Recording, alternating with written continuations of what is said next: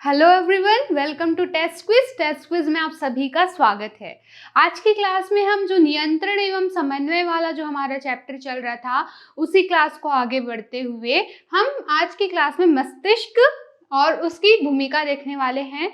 I know ये diagram लेकिन आप लोग को बस इसको समझने के लिए है ये, ठीक है। तो आप लोग इसको डायग्राम कैसा बना है इस पे ध्यान ना दीजिए, ठीक है। चलिए देखते हैं कि हमारे शरीर में जितनी भी इम्पॉर्टेंट क्रियाएं होती हैं, ठीक है, चाहे वो ऐच्छिक हो अनैच्छिक हो, जितनी भी चीज़ें हैं वो सब किसके माध्यम से होती हैं? वो सब होती हैं मस्तिष्क, हमारे ब्रेन के माध्यम से। तो हमारे शरीर का एक बहुत ही इम्पॉर्टेंट पार्ट है जो कि है हमारा ब्रेन, हमारा मस्तिष्क, ठीक है। अगर बात करें इसके वेट की तो मस्तिष्क के भार होता है ऑलमोस्ट, जो बोलते हैं कि लड़कों में जो दिमाग रहता है उसका मस्तिष्क का भार 1400 ग्राम तक होता है और वहीं लड़कियों में यह भार 1200 ग्राम के आसपास पाया जाता है। क्लियर। अब हम बात करें कि मस्तिष्क कैसे बटा हुआ है, उसकी संरचना कैसी है। तो मस्तिष्क को 3 भागों में बांटा गया है, ठीक है। क्या क्या बोलते हैं उसे? अग्रभाग, दूसरा मध्य भाग और तीसरा है पश्च भाग, ठीक है। इस तरह से जो मस्तिष्क है वो 3 भागों में बटा हुआ है। पहला है अग्रभाग, ये ऊपर का हिस्सा, फिर ये मध्य भाग और नीचे में होता है आपका पश्च भाग। क्लियर। तो इस तरह से जो मस्तिष्क है वो 3 भागों में बटा हुआ है, लेकिन जो अग्रभाग और मध्य भाग है उसके जो फंक्शंस हैं, उसके जो काम करने का तरीका है वो सेम है। इसलिए इसको कुछ इस तरह से ऊपरी हिस्सा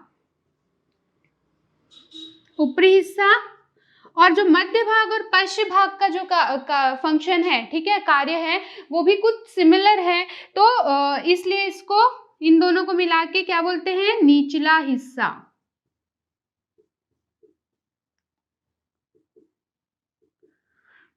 तो इस तरह से आप देख पा रहे हैं कि जो मस्तिष्क है उसको फिर से पुनः ऊपरी हिस्सा और जो निचला हिस्सा है उसमें 2 भागों में विभाजित कर दिया गया है, ठीक है। और क्यों किया गया आपको पता है ना कि अग्र और मध्य भाग के कार्यों में समानताएं हैं, इसलिए इसको ऊपरी हिस्सा, और मध्य और पश्च भाग के कार्यों में समानता है, इसलिए उसको निचला हिस्सा कहा जाता है।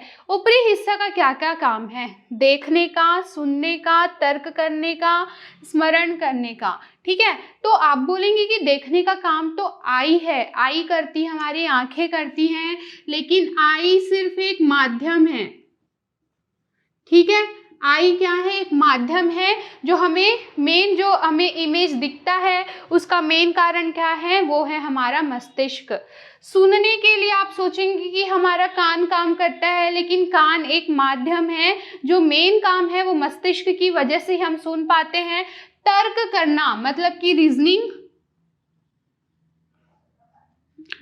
जो हम लोग बोलते हैं, चाहे आप लोग इसमें क्या करें, प्लस माइनस डिवीजन सब्ट्रैक्शन, ठीक है, ये जितने भी है ना, ये सब लॉजिक काम करने का काम दिमाग का ये जो ऊपरी हिस्सा है वो करता है। स्मरण करने की, किसी भी चीज को याद करना है, स्मरण करना है, ये सब काम कौन करता है? ये हमारे मस्तिष्क का ऊपरी हिस्सा ये काम करता है। क्लियर। अब हम बात करते हैं निचले हिस्से की, जो कि आपके मध्य भाग और पश्च भाग से मिलकर बना हुआ है, ठीक है। तो जो हम लोग का निचला हिस्सा है वो सांस लेने संबंधी, ठीक है, सांस जो हम लेते हैं, निगलना, ठीक है, और तापमान का नियंत्रण, टेम्परेचर हमारे बॉडी में जो अप डाउन होता रहता है, ठीक है ना। कभी फीवर आता है तो टेम्परेचर बढ़ जाता है, बाकी टाइम पे हमारा जो टेम्परेचर नॉर्मल रहना चाहिए। ये सब चीज़ों का संतुलन, इसका नियंत्रण कौन करता है? तो इसका नियंत्रण कौन करता है?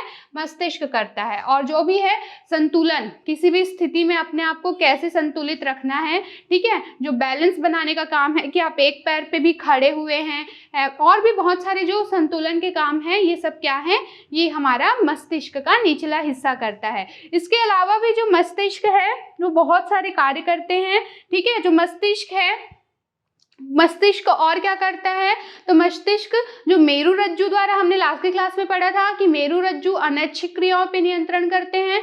तो मस्तिष्क है, जो मेरुरज्जु द्वारा अनैच्छिक मेरुरज्जु द्वारा अनैच्छिक क्रिया है ना, अनैच्छिक क्रिया, उस पर भी नियंत्रण करता है।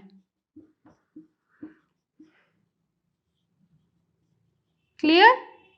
तो ये क्या है, मस्तिष्क कुछ ऐसे भी काम करता है, कुछ ऐच्छिक क्रियाएं, जैसे कि आप देखिए जब भी आप चलते हैं तो आपका राइट पैर चला तो लेफ्ट हाथ आगे बढ़ेगा, आपका लेफ्ट पैर आगे बढ़ेगा तो राइट हाथ अपने आप वो अब देखते हैं कि वो कंटिन्यूअसली चलता रहता है। ठीक है, अगर आप मार्च पास्ट सीख रहे हैं तो उस तरह में आपकी जो हाथ की स्थिति है वो आपकी इच्छा के अनुसार होती है। ठीक है, तो आप क्या है, जो अपनी इच्छा से होगा वो क्या है, वो ऐच्छिक क्रियाएं हैं। तो ऐच्छिक क्रियाएं भी क्या होती हैं, मस्तिष्क द्वारा संचालित होती हैं, ऐच्छिक क्रिया। ठीक है, तो मस्तिष्क द्वारा ऐच्छिक क्रिया भी संचालित होती है।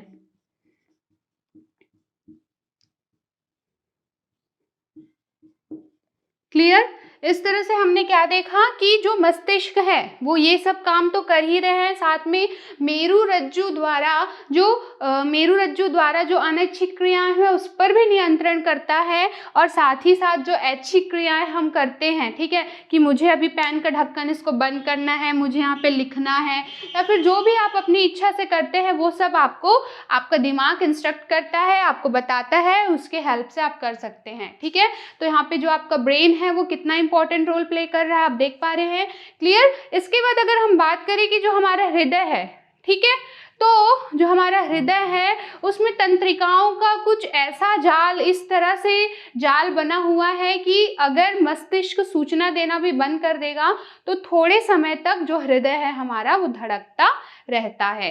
क्लियर? अब हम बात करें कि मस्तिष्क दो भाग में होता है, एक उसका होता है, एक तो होगा उसका, ये क्या होगा, इधर एक बायां भाग, ठीक है, एक बायां भाग होगा और एक दायां भाग, दो भाग में इस तरह से आप इसको समझ सकते हैं। ठीक है, तो मस्तिष्क के दो भाग होंगे, एक बायां भाग एक दायां भाग। तो जो बायां भाग है वो दाएं वाले हिस्से को, मतलब कि जो लेफ्ट पार्ट ऑफ ब्रेन है वो राइट पार्ट ऑफ बॉडी को संचालित करता है। ठीक है, और जो हमारे ब्रेन का राइट ब्रेन है, ठीक है, जो दायां वाला हिस्सा है वो left part of the body को पूरी तरह से संचालित करता है। क्लियर? ये तो है पूरा मस्तिष्क से रिलेटेड। ठीक है, अब हम बात करते हैं कुछ एक्सरसाइज की। ठीक है, तो एक्सरसाइज कुछ इस तरह है कि पहले आपको बोलता है कि आप दो उंगली हैं आपकी दोनों हाथों की, इसको आप क्या करेंगे, क्लॉकवाइज डायरेक्शन में घुमा रहे हैं। ठीक है, तो ये बहुत इजी है, आप बहुत इजीली घुमा लेंगे। अब क्या बोला जा रहा है, इसको आप एंटी क्लॉकवाइज में डायरेक्शन में घुमाएंगे और इसको क्लॉकवाइज डायरेक्शन में। चलिए घुमा के देखते हैं, ये क्लॉकवाइज डायरेक्शन में घूम रहा है और ये एंटी क्लॉकवाइज में। तो इसमें क्या है, हमको थोड़ा दिक्कत महसूस हो रहा है। यही अगर हमको बोले कि एक हाथ को स्टॉप कर दो, सिर्फ इसको क्लॉकवाइज डायरेक्शन में घुमाइए, तो ये क्या है, बहुत इजीली घूम जाएगा। तो इस तरह से आप क्या देख रहे हैं कि जब हमारे दिमाग को क्लियर इंस्ट्रक्शन मिलते हैं, क्लियर इंस्ट्रक्शन मतलब कि दोनों को एक ही जगह पे घुमाना है तो हम इजीली घुमा लेंगे। वहीं पे अगर उल्टा बोले तो क्या है, दिमाग को डायरेक्ट क्लियर जो सूचना है वो नहीं मिल पाती है, इसकी वजह से हमें ये चीज़ करने में तकलीफ हो रही है। वहीं इस जो पहला काम मैंने आपको बोला, दोनों को एक साथ घुमाना, और जो तीसरा काम कि एक हाथ को रोक के दूसरे को बस घुमाना, ये दोनों काम जो है वो बहुत इजीली हम कर पाते हैं। क्लियर? क्योंकि जो माइंड का इंस्ट्रक्शन है वो बहुत ही क्लियरली हम तक पहुंच जाता है। क्लियर? तो इस तरह से अब हम देखते हैं एक और एक्सरसाइज। ठीक है, तो इस एक्सरसाइज को देखने के लिए आपको करना होगा, आप लोग अपने क्लासरूम में, अपने घर में कुछ इस तरह से इंतजाम कर सकते हैं। आपको क्या करना है, किसी एक को यहाँ पे चेयर में, ठीक है, ये कोई चेयर है, इसमें आप आंख बंद करके उसको यहाँ पे बैठा देंगे। ध्यान रखिए कि उसके नाक पर बंधा नहीं होना चाहिए वो। ठीक है, यहाँ पे एक व्यक्ति, ठीक है, यहाँ पर एक व्यक्ति, और यहाँ पर उसके बैक पे, और ये उसके फ्रंट पे। इस तरह से आप देख पा रहे हैं कि उसके चेयर के लेफ्ट और राइट साइड, जैसे मैं यहाँ पे हूँ तो मेरे राइट साइड कोई है, लेफ्ट साइड कोई है, फ्रंट पे कोई है और बैक पे कोई है। ठीक है, अब हम इशारा करेंगे। अब हमें सुनकर बताना है, हमें सुनकर बताना है कि हमें सुनकर बताना है कि जो ताली हम क्लैप करेंगे। ठीक है, तो जो ताली की आवाज आ रही है वो कहाँ से आ रही है। पहले हम बोलेंगे इसको, तो क्या करेगा ये करेगा क्लैप, फिर इसको ये भी क्लैप करेगा। तो जिस तरह से अगर हमारे राइट साइड पे कोई अगर क्लैप करता है तो कान के पास होने की वजह से उसमें यहाँ पे जो आवाज जा रही है और यहाँ पे आवाज आने में उसको 0.1 सेकेंड या फिर कितने का भी थोड़ा सा तो डिफरेंस होता है, जिसकी वजह से इधर से आने वाली आवाज फट से इधर से आई तो हम पहचान जाते हैं कि ये जो आवाज है वो इस साइड से आ रही है, और इधर से आने वाली आवाज यहाँ तक पहुंचने में थोड़ा टाइम लगता है, उसकी वजह से हम पहचान जाते हैं कि ये आवाज इधर से आ रही है।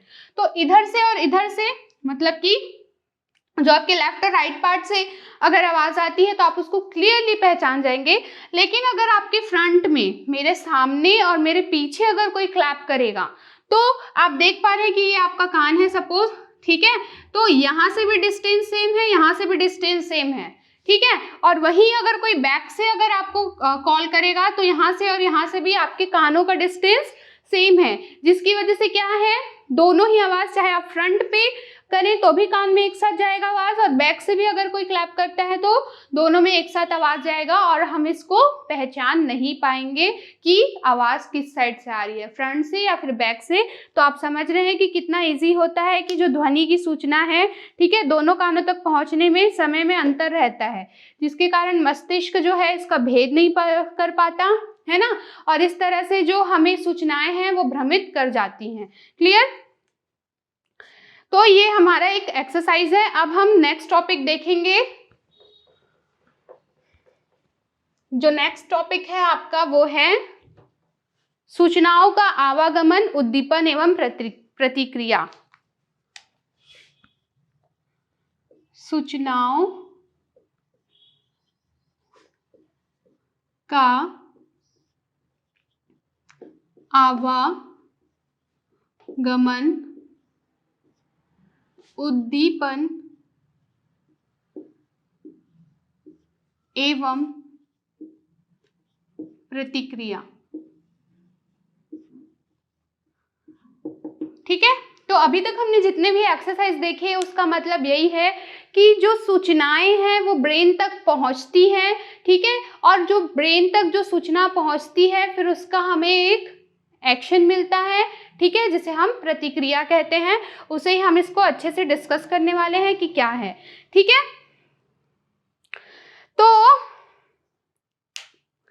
तो क्या होता है, हमारे शरीर में जो सूचनाएं हैं वो अलग अलग तरीके से मस्तिष्क तक पहुंचती हैं। इसे ही हम क्या कहते हैं, स्टिमुली या फिर उद्दीपन। ठीक है, तो कुछ भी है तो वो हमारे ब्रेन तक पहुंचता है। ठीक है, और उसके खिलाफ हम एक एक्शन लेते हैं। कभी कभी अगर आप वो एक्शन ना ले तो वो आपके लिए क्या होगा, नुकसानदेह होगा। अब कैसे नुकसानदेह होगा, जैसे कि आप गर्म पानी का एक पतीला लेके रखे हुए हैं। ठीक है, तो आप उसको जैसे ही टच किए तो आपके दिमाग तक, ब्रेन तक मैसेज गया कि क्या है, वो पानी गर्म है, आपको अपना हाथ हटाना है। अगर आपने हाथ हटाया नहीं तो आपका हाथ जल जाएगा। ठीक है, तो इसीलिए मैंने कहा कि सूचनाएं जो हैं वो मस्तिष्क तक पहुंचती हैं और उसकी प्रतिक्रिया बहुत जरूरी है। अगर प्रतिक्रिया नहीं होगी तो वो आपके लिए नुकसानदेह होगा। आप उसको पकड़े ही रहिए ना पतीले को, आपका पूरा हाथ जल जाएगा। क्लियर? तो हम क्या आगे देखते हैं कि ठीक है, ये तो हम लोगों ने देख लिया कि गर्म बर्तन पर हाथ लग गया तो तुरंत उसको हटा देंगे। ठीक है, तो ये क्या है, गर्मी का जो उद्दीपन है बर्तन से हाथों के संवेदी कोशिकाओं को मिलता है। संवेदी तंत्रिका द्वारा यह मेरुरज्जु तक पहुंचता है, और वहीं से जो प्रतिक्रिया है वो प्रेरक तंत्रिकाओं के माध्यम से जो पेशी ऊतक होते हैं वहां तक मिलता है। तो इसमें आप दो फिनोमिना याद रखेंगे, एक है आपका संवेदी तंत्रिका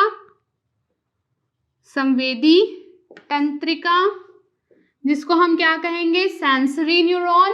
क्लियर? और दूसरा है आपका प्रेरक तंत्रिका, इसको हम क्या कहते हैं? Motor neuron. तो संवेदी तंत्रिका क्या है? जो सूचना है उसको आपके मेरु रज्जु तक पहुंचाने का काम करेगी। ठीक है, तो ये संवेदी तंत्रिका क्या है? मेरु रज्जु तक पहुंचता है और वहीं से प्रतिक्रिया जो है प्रेरक तंत्रिकाओं द्वारा पेशी ऊतक तक, ठीक है, पहुंचता है। ठीक है, तो संवेदी तंत्रिका में क्या होगा? संवेदी तंत्रिका में जो सूचना है मेरु रज्जु तक पहुंचेगा। क्लियर? आपकी जो सूचना है वो मेरु रज्जु तक पहुंच गई। मेरु रज्जु तक पहुंचने के बाद आपको उस पर प्रतिक्रिया देना है। तो प्रतिक्रिया किसके माध्यम से? प्रेरक तंत्रिका के माध्यम से आप प्रतिक्रिया होगी। ठीक है, और ये प्रतिक्रिया क्या होगी? जो पेशी ऊतक है आपके हाथों के, ठीक है, सॉरी, पेशी ऊतक, जो पेशी ऊतक है आपके हाथों तक, वहां तक पहुंचेगी ये। ठीक है, और उसके बाद क्या होगा? उसमें संकुचन और फैलाव के द्वारा आप अपना हाथ तुरंत हटा लेंगे। तो ये क्लियर हुआ आपको? संवेदी तंत्रिका सेंसरी न्यूरॉन और प्रेरक तंत्रिका मोटर न्यूरॉन। क्लियर? तो इस संपूर्ण प्रक्रिया अर्थात उद्दीपन से प्रतिक्रिया तक, यहाँ पे क्या हुआ? उद्दीपन हुआ, और यहाँ पे क्या हुआ? प्रतिक्रिया हुआ। उद्दीपन से लेकर, उद्दीपन से प्रतिक्रिया तक।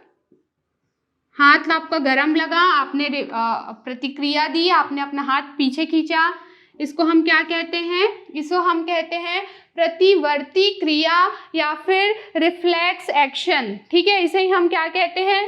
इसे ही प्रतिवर्ती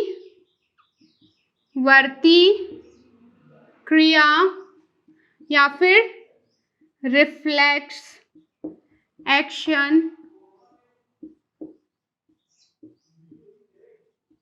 कहते हैं। ये क्लियर हुआ आप लोगों को? उद्दीपन से प्रतिक्रिया तक, ठीक है, जो प्रोसेस है उसे ही हम क्या कहेंगे? प्रतिवर्ती क्रिया, या फिर हम क्या कहें? इसे ही रिफ्लेक्स एक्शन कहते हैं। ठीक है, प्रतिवर्ती क्रियाओं का नियंत्रण आमतौर पर किसके द्वारा होता है? मेरु रज्जु के द्वारा होता है। क्लियर? तो अब हम क्या बात करेंगे?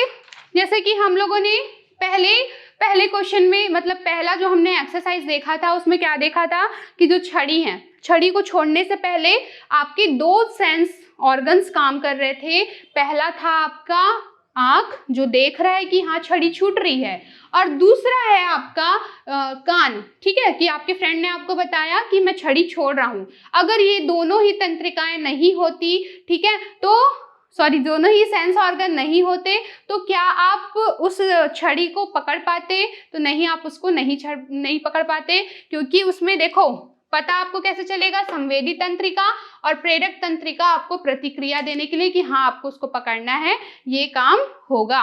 ठीक है, चलो इसको हम पूरी तरह से उससे समझते हैं। जैसे कि वो जो एग्जाम्पल है आपका, ठीक है, उसमें क्या हुआ? कैसे संवेदी तंत्रिका और प्रेरक तंत्रिका आपको देखने को मिलती है, चलिए समझते हैं। क्लियर? तो क्या है? आपके कानों से सूचना मिली आपको, ठीक है, और आंखों से देखा आपने। ठीक है, ये कानों से सूचना मिली आपको, आपने आंखों से देखा, ये दोनों ही सूचना मस्तिष्क तक पहुंचेगी।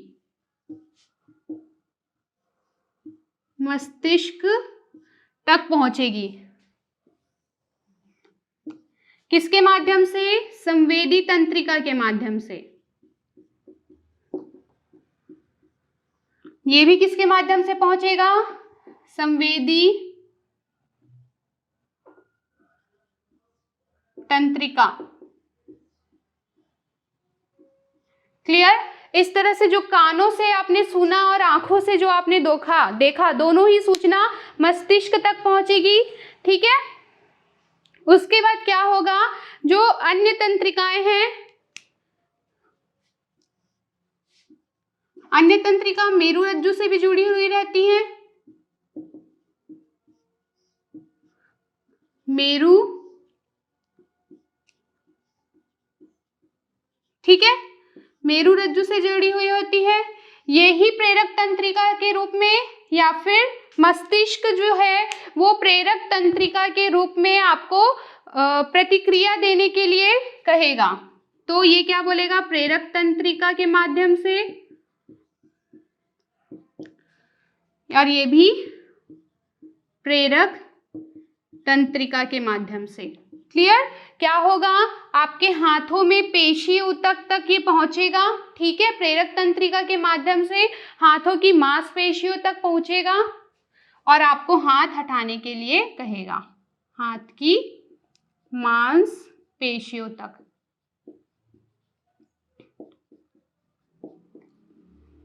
ठीक है, क्लियर सा मकसद ये है बताने का कि जो कानों से जो सूचना मिली, आंखों से जो सूचना मिली, उसको हमारे ब्रेन तक हमारी संवेदी तंत्रिकाएं पहुंचाती है। ठीक है, ये क्या है, उद्दीपन। क्लियर? और जो हमें ब्रेन तक जो मैसेज गया, तो अब हमारा ब्रेन बहुत इंटेलिजेंट होता है, वो हमें बताएगा कि हमें क्या करना चाहिए। तो प्रेरक तंत्रिका के माध्यम से, ठीक है, जो हम लोग के मोटर न्यूरॉन्स हैं, उनके हेल्प से वो हाथ की मांसपेशियों तक पहुंचेगा और बोलेगा कि अपना हाथ हटा लो, और हम अपना हाथ बहुत स्मार्टली हटा लेंगे। ठीक है, तो ये है आपके सूचनाओं का आवागमन किस तरह से होता है। आई होप ये क्लियर हुआ आपको। ठीक है, तो इसी तरह से हमने जैसा कि मैंने कहा कि हमने सूचनाओं का आवागमन, उद्दीपन एवं प्रतिक्रिया देखा। ठीक है, कभी कभी आप देखना, जो आपके बड़े होंगे, बुजुर्ग होंगे, दादा दादी, उनमें से आप किसी को देखेंगे तो क्या होता है कि उनके घुटनों में दर्द होता है। ठीक है, तो घुटनों में दर्द होता है तो डॉक्टर जो होता है एक प्लास्टिक के हथौड़े से जहाँ पे दर्द होता है वहाँ पे उसको मारते हैं या टच करते हैं, ताकि जो सेंस जो आपकी संवेदी तंत्रिका है वो ब्रेन तक आपका मैसेज पहुंचाए। ठीक है, कि कहाँ पर है। और वो जो प्रेरक तंत्रिकाओं के माध्यम से जो आपका पैर है वो या तो उसको मतलब कुछ ना कुछ उसको प्रतिक्रिया देता है, या तो वो हट जाएगा या तो दूर हटेगा। तो उससे क्या है, डॉक्टर को पता चल जाता है कि कहाँ पे आपके घुटनों में प्रॉब्लम है, किस तंत्रिका उसमें क्या प्रॉब्लम है। क्लियर? तो ये हमको समझ आता है इसके हेल्प से। ठीक है, तो इस तरह से मैंने एक क्लास में आपको बताया था कि सूचनाएं जो हैं इलेक्ट्रोकेमिकल विद्युतीय और रसायन के फॉर्म में जो है सूचनाएं जो है कम होती है, पास होती है। क्लियर? तो अगली क्लास में हम देखेंगे कि कैसे केमिकल के माध्यम से भी सूचनाएं पास होती हैं, क्या होता है। ठीक है, तो उसके लिए हम देखेंगे हार्मोन्स के माध्यम से सूचनाओं का आवागमन। आज की क्लास के लिए इतना ही, मिलते हैं आपसे अगली क्लास में। Thank you.